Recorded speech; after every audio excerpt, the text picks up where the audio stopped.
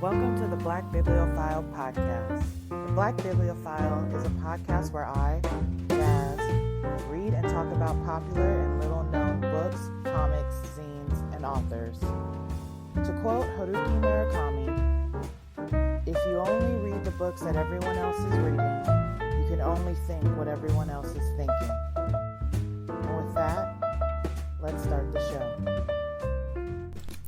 Welcome back to the Black Bibliophile. It's me, your host, Jazz. And this week we're going to be talking about book 2 in the Earthsinger Chronicles by L.Penelope, called Whispers of Shadow and Flame.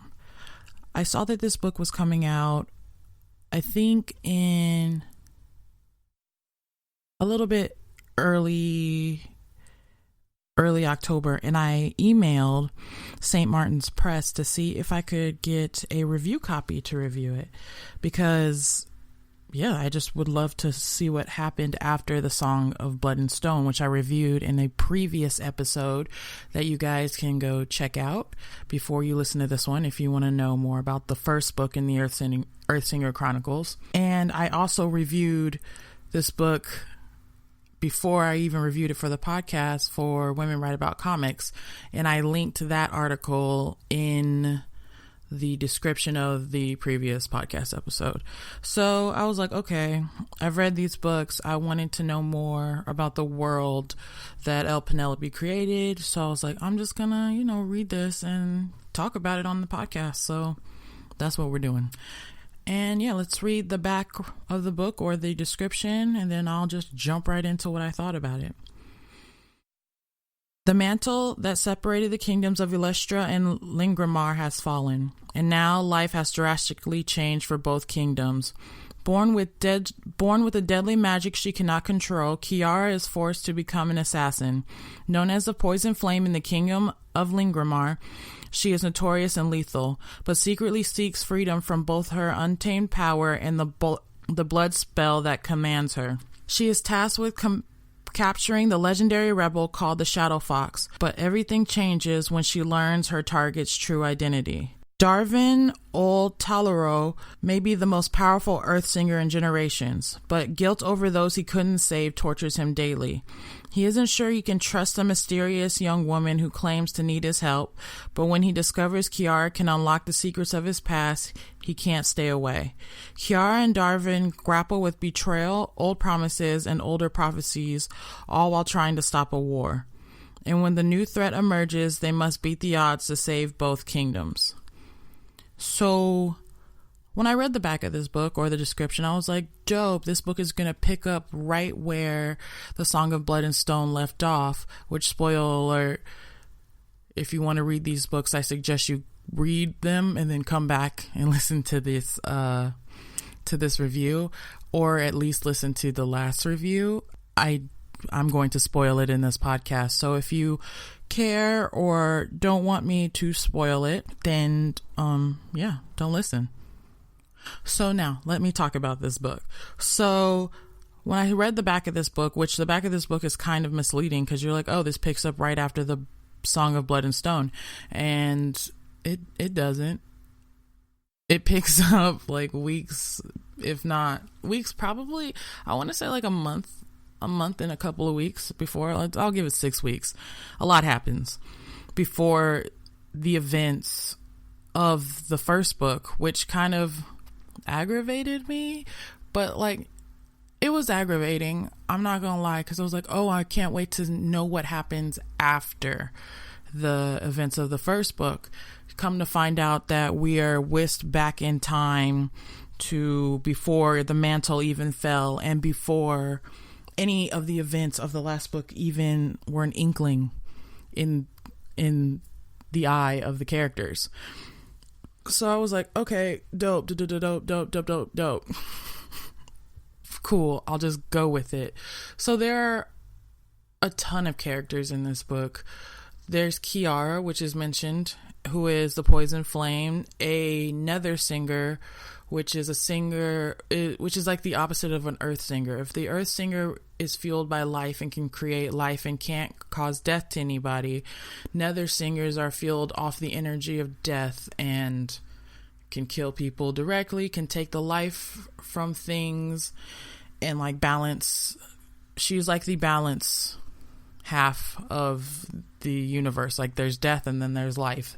There's Kiara and then there's Darvin. And Darvin's a shadow fox, one of the most powerful Earthsingers to happen a long time ago. He's a part of the Keepers, which is a rebellion group that's trying to take down the true king. And in the war between the Elestrians and the Lingramirians. And so Kiara's tasked to capture Darvin and bring him back to the capital of Lingramar, which is Saya. I'm sorry I'm butchering these names. I'm not very good with pronunciations in novels, especially with foreign pronunciations. I mean, I called Hermione for like until I saw the movies and figured out how her name was supposed to be pronounced. So bear with me if anybody has different pronunciations for these cities and places. But yes, Kiara was tasked to go get the shadow fox Darvin and bring him back so he can give tribute, which means gives up his song to the true father, so he can take his power and then fly off to Alestria and destroy them and take over and rule. And you know, his evil plot that was laid out in the first book. So Darvin is the one that bespells Jack in the first book with his cloaking spell, so he can infiltrate the Lingramari forces and figure out a way to bring down the true father from the inside. And then, you know, in the first book, his spell magically vanishes away and he's revealed to be Elestrian and is made to go back to those, and is almost captured, but then he runs into Jasminda, and then, you know, all the events of the first book takes place. So I was like, okay.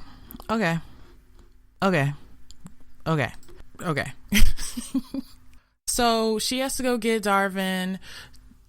Darvin is working with the Keepers. He's still trying to find his mom who gave him up. There's a lot of backstory with all these characters. But like the book opens with Kiara being tasked to take care of a payroller because she's a poison flame. She is an assassin of the true father who kills people, you know, if he tells her to. So she's like, cool, I'll just use my poison song to kill these people. She doesn't like it. She hates it. She thinks she's a terrible person. Yada, yada, yada. But when she goes to kill this payroller, his daughters, Tana and Yulani, are there and bear witness to their father's death. So Tana and Ulani are there and witness, and there's these two kids. Ulani has her song, we find out later in the story, and Tana is just like this rebellious girl. So their stepmom takes them and they run off, and like Ulani remembers and imprints to her mind that Kiara spared them, and like was surprised that she is a woman because up till now the poison flame has no gender, which kind of like boggles the mind because like later in the story somebody sings a song about the poison flame and uses female pronouns, and I'm like, but how does she know that she's a she? And like in moments in the story I find there's like little things like inaccuracy, but also I like to keep in mind for myself that I read an uncorrected proof of the book. I've read an advanced reader copy, so maybe these things have been changed, but there's small inconsistencies like that where they say one thing and then something else changes. So back to the characters. There are many characters in this book. Then after they introduce Ulani and Tana, Kiara and Darvin, they introduce Zeely and her life at the Magister's Lake Town. And to explain the government to you would take forever. Just know that that's like a duke that is under the true king or the true father. He's like a duke and she's like the handmaiden to the duke's daughter. Let's think of like like a regular hierarchy and just kind of put it that way, because it's kind of I got taken aback at how many characters were in the story and how the story would flip between each character. I like how L.Penelope did that, but also it was annoying. I see the use of all these characters and she's lining up these stories for something later down in the Earthsinger Chronicles. Like this book just felt like she was setting up the pieces for the larger story. And you could feel it and see it, and it was agitating. Because I'm like, maybe we should have split these people up, or maybe it could have been done in a way that didn't feel so just disjointed in the beginning. Because in the beginning of the book, I was like, why am I listening to Zelie for chapters on end talking about being a handmaiden and doing all these things? Why am I concerned with her going on this trip? And I know it's important to know who the handmaiden are, to know the family that she is in service to know Kadim, I think his name is pronounced Kadim, her mistress's future husband, her fiance, who's also like a knight who will probably become the duke or magister in the future. Like, I understand all these people had to be introduced to tell the story how it laid out, but in the end I was like, okay, but for Zelie, Tana, and Ulani, that story could have started for me when they got abducted. So Tana and Ulani were rescued, okay, hold on. There's a lot that happens in this book. This book is long, a lot happens. So Tana and Ulani, after their stepmother runs after her husband is killed by the poison flame, sells the kids to what are they? They're nabbers. They're called nabbers. They kidnap children and people and sell them into slavery. And if they still have their songs, they give them to the true king, the true father, so they could take his songs. Tana and Ulani are taken. Then they're rescued again by Darvin, the Shadow Fox, and Kiara, who caught up with him because her mission was to capture him. And she was hiding amongst their midst. And while hiding amongst their midst, to get in good with them, she helped them infiltrate the place where Tana and Ulani were being held.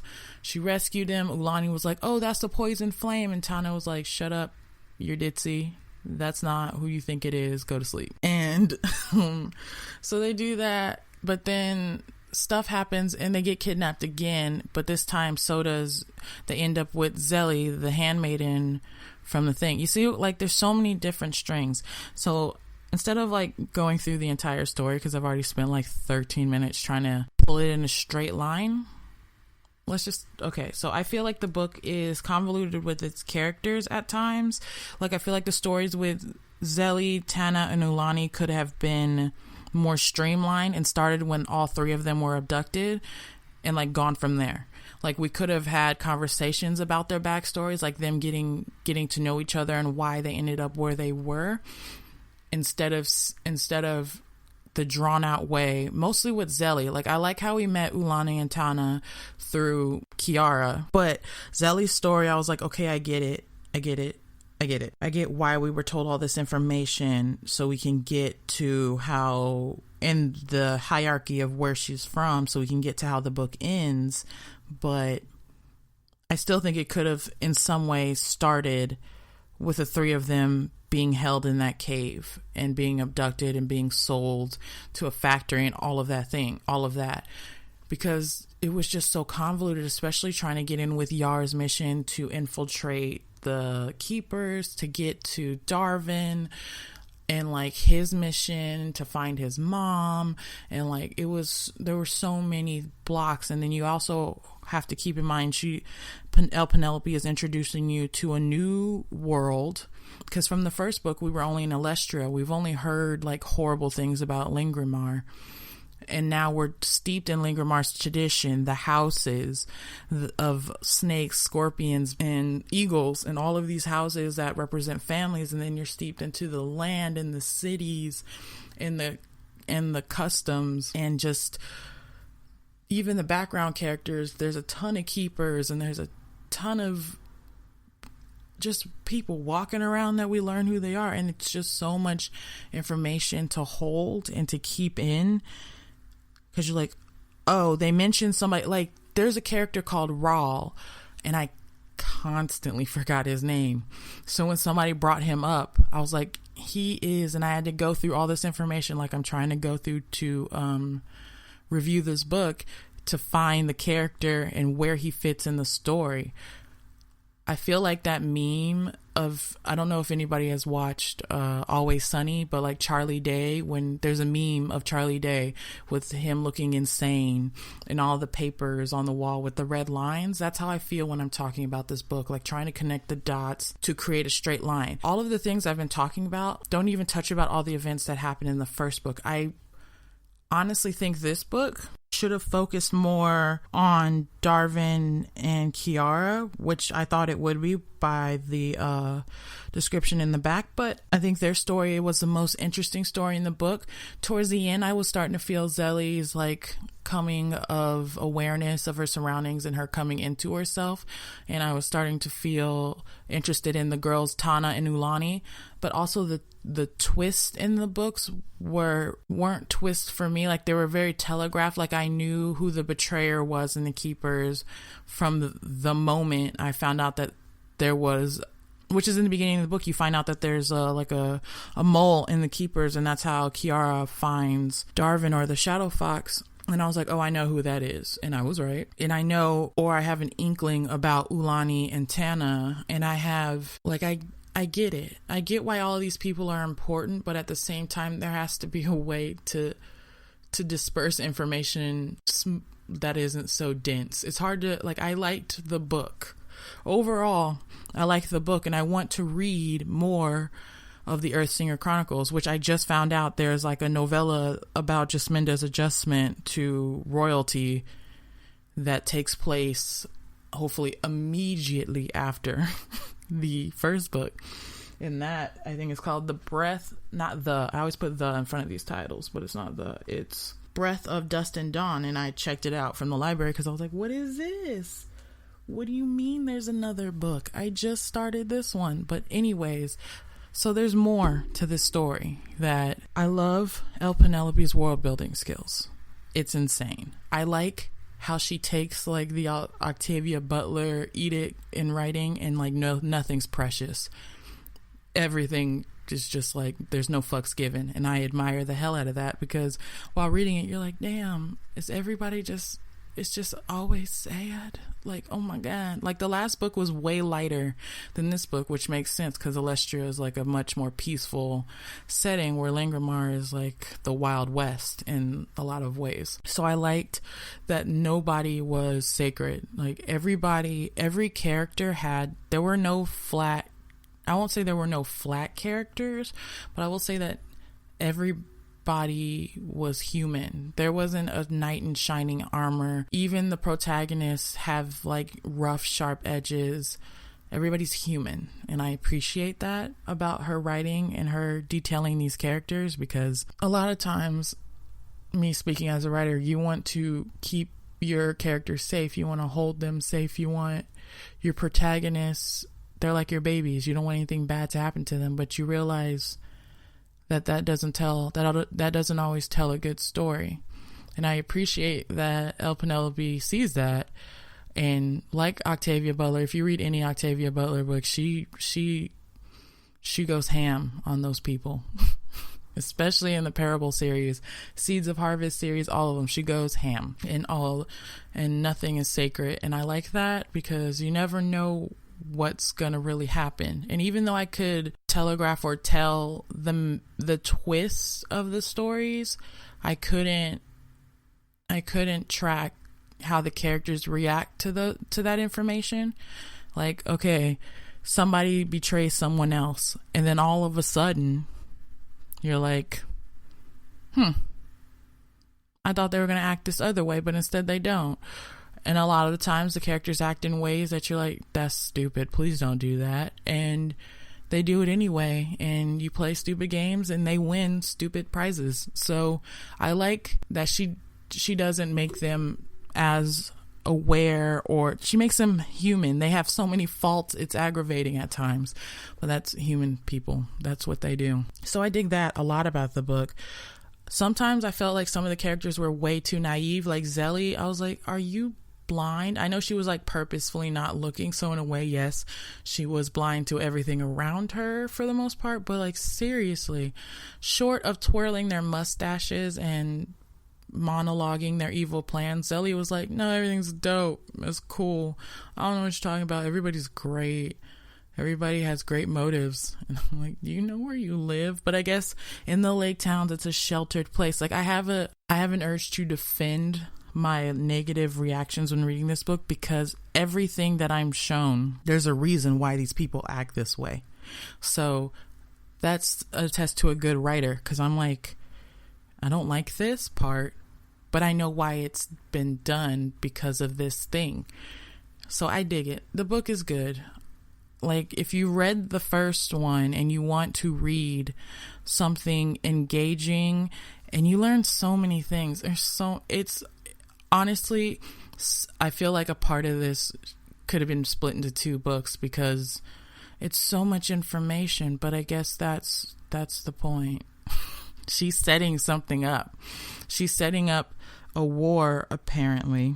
And like, because at first you think the war she's setting up was a war with the mantle and, you know, what happened in the first book. But because I read the first book, and like people who will read this one, which is the second book of the Earthsinger Chronicles, you're like, oh, that's not the war that ultimately is the one they should be fighting. The war that everybody keeps murmuring in dark places like the cave folk are talking about and everything. And I mentioned the cave folk and you have no idea what I'm talking about. That's a whole nother part of this book that was very intriguing and interesting, but kind of gets buried and lost in the enormity of it all. There's so much information in this book, and I know she was putting it all in here because the next book had to be set up, I'm assuming, because holy crap, my brain is overloaded, kind of, like in a good way and in a bad way. My pros of this book: the characters are great. Some of them are a little naive and annoying, but some people are a little naive and annoying, so that's a thing. Her world building is impeccable. She thinks of everything. Sometimes, though, things come out of the blue and you're like, it feels like it was just a thing used for plot convenience, if that makes sense. Like a mini Deus Ex Machina, like, and now these people can do this thing that makes the story flow much better. Or now we miraculously find this thing that helps the story move along. And like, there's a moment at the end of the book where Kiara and Darvin go in and out of being captured by the true father, by the Lingramari high rule or whatever. And I'm just like, this was only used so they could finally kiss and have sex, I think, because there's no reason for them to go in and out like this. I don't, but it feels like, oh, it took like 490 pages to get to that part, by the way. So yeah, I don't know. So there's moments like that where you're like, okay, this was like an invention because it feels like it was inserted in because we forgot that there needs to be more than just like an everlasting attraction. There had to be something more solidified in Kiara and Darvin's relationship. So it would make sense why he vows his song to save her, you know? So that felt like very imposed. That moment, I was like, why do they keep going in and out? Like, I get it, but... And I also wrap up a hole in the story. It was also used to do that at the same time. They're in and out of the capturing moment. And then Yardis's motivations at the end also felt like a Deus Ex Machina, not a little one, but a pretty massive Deus Ex Machina. Yardis is the cantor to the true father, which is like the second hand of the evil king, and she has powers and she tortures people, and she tortured Kiara and made her the assassin that she is today. That's to sum it up.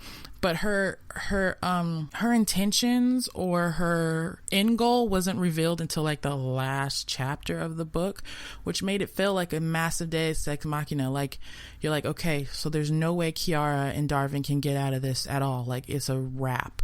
And then all of a sudden, this all-powerful being shows up and basically hands them the keys to the kingdom. And I'm like, there was no clues as to why this is happening right now. And then we get like the next couple of pages of her just filling us in really quick, like giving us a background of her whole life. So we're like, oh, okay, that's why she did it. But it was like, no, I don't.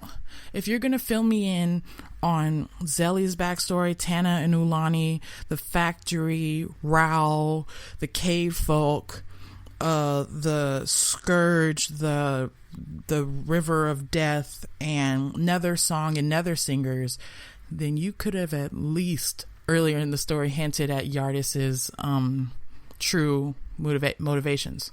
I feel like that's a thing that could have happened, because the plot of this book, I don't know, the plot was really about Darvin and Kiara, but in the weirdest, most roundabout way. And I think, again, this book was mostly for exposition for the future book. Like, all this information that I just spouted off is going to be important in the future Earthsinger Chronicles. And of course, I'm going to continue reading because the world she's built is interesting and I want to know more about it, which is what I said in my last review. But also, I just need like a clear cut. For me personally, like a clear-cut story. If you give me all this information, which of course I've retained it all, and then do nothing with it, I'm just sitting here with a mountain of information in my head, and I'm like, okay, but why? Why did I have to, like, I get why, I'm just dissatisfied with how the book was set up. I feel like it could have focused more on Darvin and Kira. I felt like the characters' motivations and some of the machinations of the world felt like minor to major Deus Ex Machinas, like major, like, aha, and this is how we continue exposition. And I don't like that that's a thing, because I'm so conflicted. I love the book. Like, I know I like the book. I kept reading it. If I didn't like the book, I wouldn't have finished reading it, because I have way too many books to read to force myself to read a really long book. But I wrestled with it because I just couldn't figure out why. Like, I know L.Penelope is setting something up, and I can feel it, and it's cool, and I wanted to know all these things, but I think I was just overwhelmed with the amount of information she gave me. That's the why part. Like, why so much information? Like, I constantly had to reference the map in the front of the book, because in relation to different parts, the way she wrote it, she wrote it like we had intimate knowledge of the layout of the land. Like, I knew where the mantle was, like I knew where everything was in relation to other things, and I didn't. So I was constantly referencing the map. Like, there was a moment in the story where Darvin realizes that the Keepers have been using him all along, and his Earth Song is unleashed, and he creates a massive storm. And then around the same time, we go back to Zelly at the lake. She's at the lake town, and then all of a sudden it starts raining. And now the distance in relation to where he was is real far, and basically half the country was covered in a storm. And I know he's super powerful, but was that meant to be the same storm? Because she was like, oh, it suddenly started raining. And I was like, damn, Lake Town's really far from the Scourge. Like, I understand, like, you're demonstrating how powerful he is, but at the same time, I don't know what's happening. And I'm trying. My brain is a jumbled mess. So, okay, I like the characters. I like Kiara. I like Darvin. Their relationship is, I think their attraction could have started later in the book, instead of him being like instantly attracted to her, because she's like mysterious and he can't read her song, and he's just like, who dat over there? Like, I think it's like a romance fantasy thing, like the last book where it's like love at first sight and all that jazz. But they're immediately attracted to one another. Like, there's no preamble. There's no like, who's she? I should be more secretive because I'm literally a rebellion leader dude, and I can't read her. I don't know who she is. But there's none of that. He's just like, she's mysterious and kind of cute and feisty, and I like that. And she's like, he's all right. He's kind of cute, but I can't because my are so devastating. I'm not worthy of love. And it just goes back and forth for like 300 pages, and then they finally kiss. And I mean, at least it's a slow burn. But the burn starts suddenly and then it tapers off. But that's because she's putting in between, their romance, tons of information, tons of exposition. The first book almost feels like it's a separate book from the series because she didn't even remotely scratch the surface of Alestra like she did with Langramar. Langramar is more important than Alestra. All that mattered in the Song of Blood and Stone was Jack and Jasminda and their love and their attraction and the caldera and awaking the queen who sleeps. Like, that's it. And that her family is gone and she's alone and all that jazz. This book, we didn't learn anything in the last book about Alestra. I remember talking about how I wasn't sure about the technological advances. There are electric cars, but people were on horseback, dirt roads, cobble street roads. What's happening? I don't know. There's department stores. What do the cities look like? There weren't a lot of description.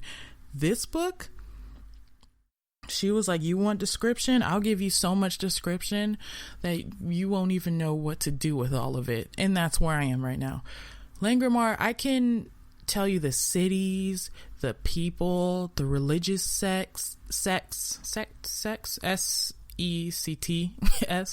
I can tell you the ruins of Langramar, the terrain, where all the safe houses are, the people that dwell in these people, names of payrollers and magisters and all of it.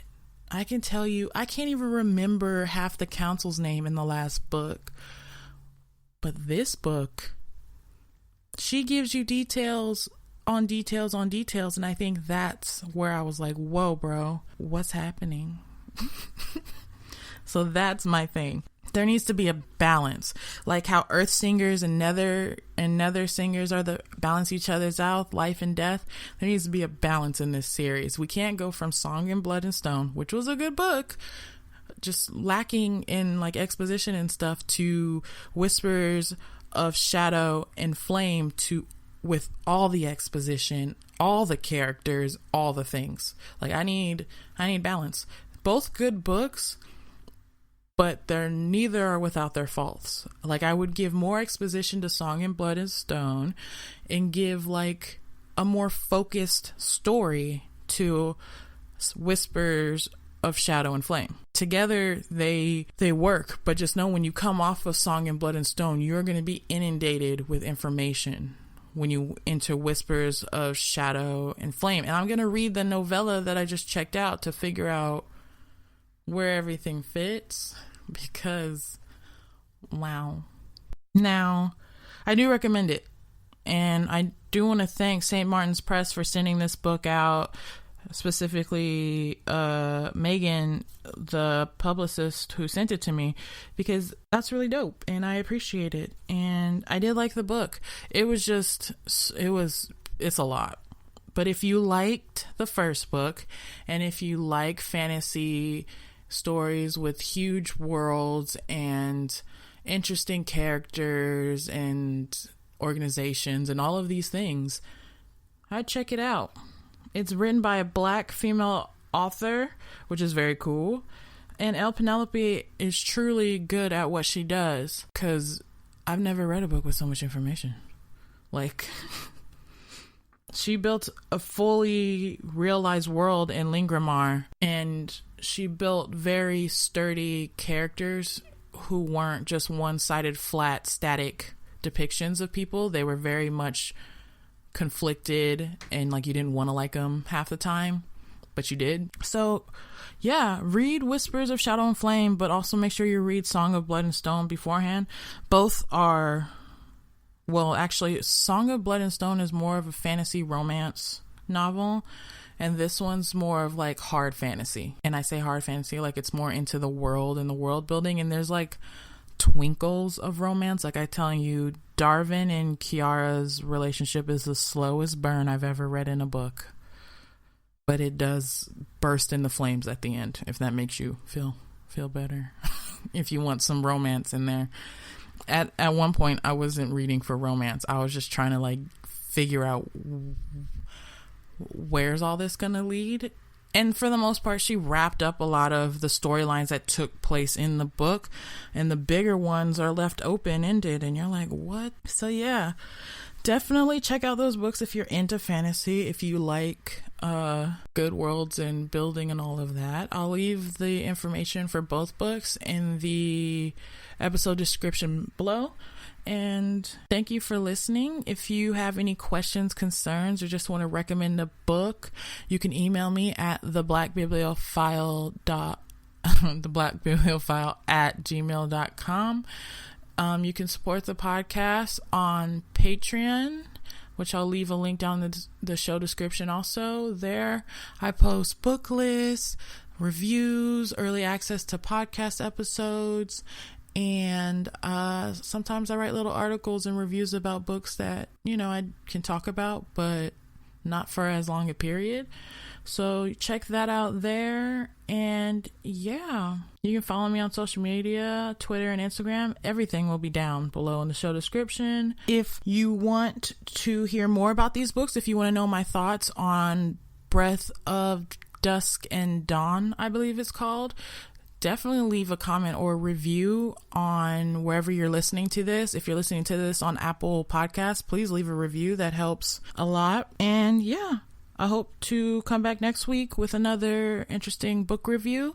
And thanks you so much for listening, guys. And yeah, talk to you later.